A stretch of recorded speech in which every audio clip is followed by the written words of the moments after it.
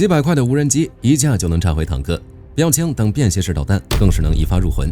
加上俄乌战场漫山遍野的钢铁残骸，这年头谁还觉得薄皮大馅的铁盒子能活下去，肯定是傻了。坦白讲，火力军以前也是这么想的，直到刷到那段发生在顿涅茨克雪地上的战斗影片，一辆美制 M2 布雷德利步兵战车追着俄军 T90M 打，25毫米链炮噼里啪啦喷出一梭子火光，火星在俄军号称地表最强的坦克后重装甲上四处飞溅。结果你敢信吗？ T90M 竟然被打得掉头就跑。那一刻，火力军隔着屏幕都能感觉到那种头皮发麻的震撼，同时突然意识到我们或许都被表象给骗了。步兵战车不但没死，他还在用最残酷的方式告诉所有人，老子依然是现代地面战中那个不可或缺的王牌。精彩资讯马上开始。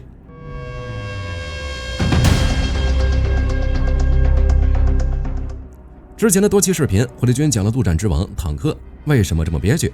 简单的说，就是坦克患上了高造价、高重量、高仇恨的中年三高。在现代满天飞的传感器和无人机眼里，坦克巨大的热信号就像在黑夜里打着手电筒裸奔。确实，只需一发几百块的 MPV 撞进去，千万美元就打水漂了。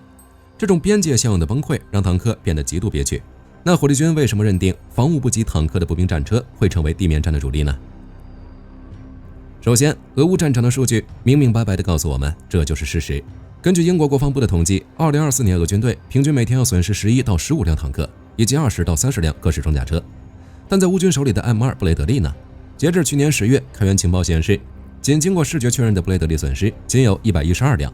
甚至包含被俘车辆，但却换来了至少387辆俄军装甲车辆的战果。其中光是俄军标杆的 T90 系列坦克就干掉了40多辆，112换387，这恐怖的战损比放到任何一场战争里都堪称离谱。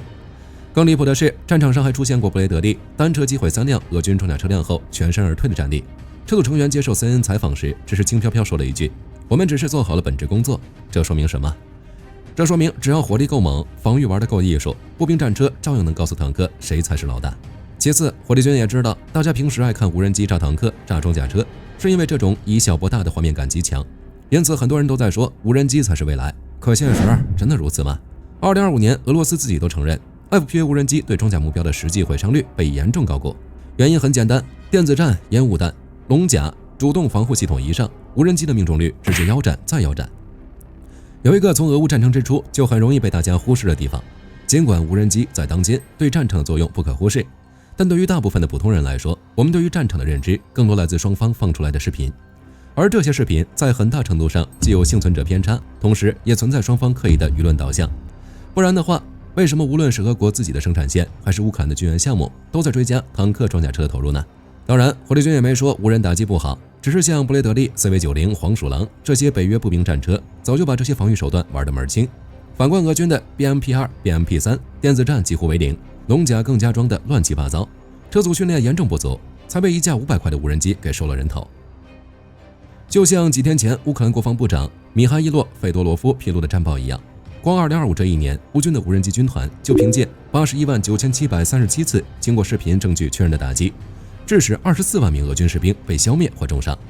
另有6万2000次和2万9000次对轻重型军用装备的打击，以及3万2000次对俄军攻击和侦察无人机的打击。甚至乌军评选出了2025年前10名无人机部队。火力军在这儿占用一点时间，为大家汇报一下这些部队，即第414无人机旅马扎尔之鸟、安全部队阿尔法特别中心、国家警卫队的拉塞尔大队、无人机营凤凰、第3突击旅、第429无人机旅阿喀柳斯、第427无人机旅 RALG、第59无人机突击旅、第412无人机旅复仇女神以及第63机械化旅的无人机营。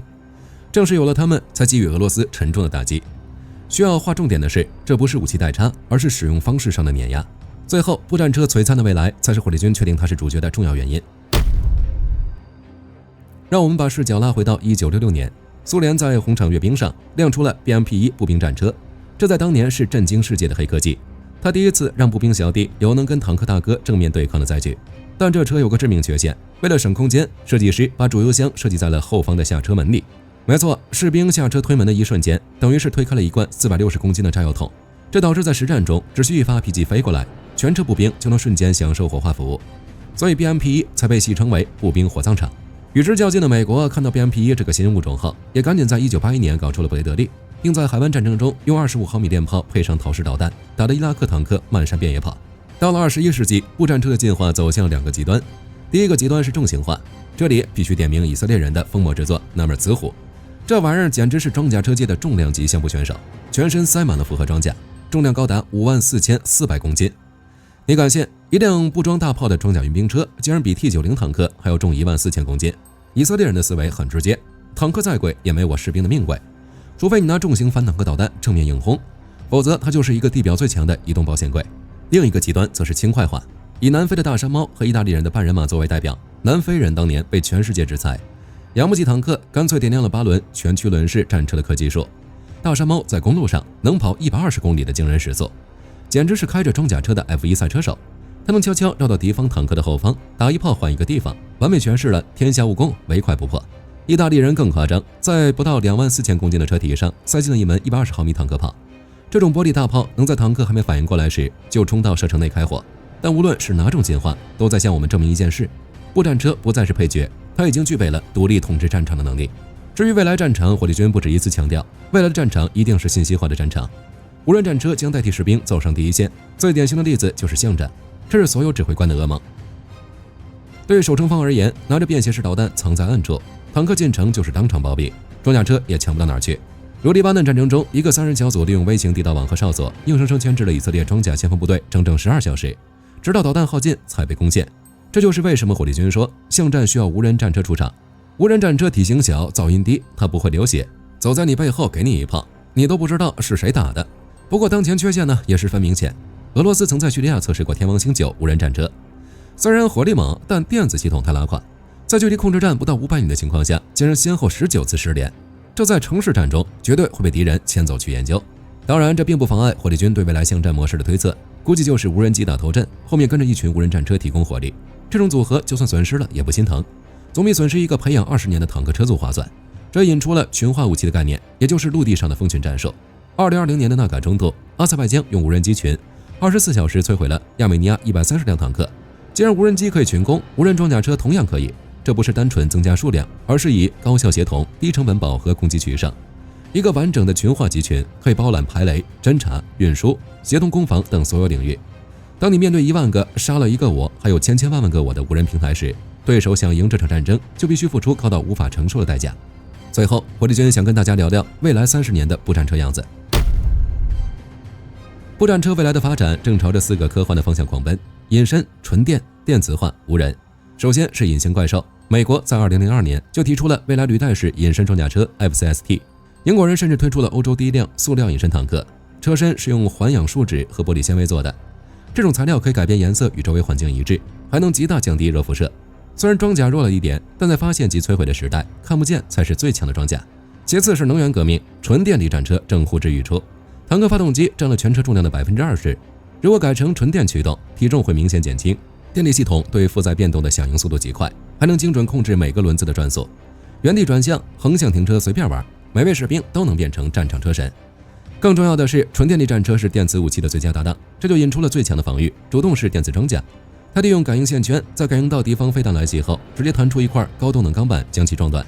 这意味着步战车不再需要堆砌几十吨重的厚装甲，只需要加固底盘防地雷就行。连那些攻顶的标枪导弹，在电磁装甲面前也只能自认倒霉。更何况无人化势在必行，未来的装甲编队可能是一辆有人驾驶的指挥母舰，比如德国的拳击手，它就像战场上的乐高，上午插上域名模块，下午换上防空炮塔，晚上变身榴弹炮。他躲在后面优雅的指挥，带着4辆无人驾驶的粗齿驹冲上去卖命。如果一辆无人车被炸了，没事儿，这只是个耗材，这比支付抚恤金和面对家属的政治压力要便宜得多。这或许才是未来战争的本质。坦克不会彻底消失，它会像当年的战列舰一样，从绝对核心变成火力投送平台。而战场真正的主人将是那些跑得快、变身快、脑子灵还能带小弟的步战车。他们也许没有厚重的装甲，但他们就像漫山遍野的行军蚁，适应性才是生存的第一法则。影片讲到最后，火力军想说的是，陆战的规则正在被高科技和廉价无人机重写。我们不能因为无人机的流行就觉得装甲车这种铁盒子已经死透了，就像你不能因为出现了机枪就觉得步枪没用了一样。重点在于你如何根据最新的科技去改良你手中的盾牌与长矛。只要地面战还在，只要占领和防守依然是战争的核心目标，只要步兵还是战场上的最终裁决者，步兵战车就永远是那个把战士送到胜利位置，再陪他们一起把敌人按在地上摩擦的最强守护神。关于步战车是未来地面主力，你有什么独到的见解？欢迎在评论区大声说出你的看法，我们一起深入讨论。如果你喜欢火力军的影片，记得订阅、点赞、分享并开启小铃铛，你的支持就是火力军持续更新的最大动力。下期节目我们要聊一个更扎心也更让后勤军官崩溃的话题：士兵如果只携带150发子弹，在战场上打光了该怎么办？这背后隐藏着现代后勤最致命也最让人傻眼的短板。我是火力军，我们下期再见。好的，各位观众朋友们，我们频道一直在聊真实的军事资讯和武器装备，后台也经常有朋友问，有没有值得推荐的入门级模型？今天就和大家分享一款近期接触到的产品。首先，它的外形还原度做得相当不错，比例准确，武器上的一些关键细节和标识也都有体现，材质也说得过去，拿在手上有不错的分量感。其次，它具备一定的可动性，对于理解基础操作原理有一定帮助，让它不仅是个静态摆件。综合它的做工和可玩性来看，价格确实比较亲民。对于想入门模型收藏，或者单纯想在桌上贴一个摆件的朋友来说，是一个性价比很高的选择。商品链接已经给你们上了，感兴趣的朋友可以自行了解。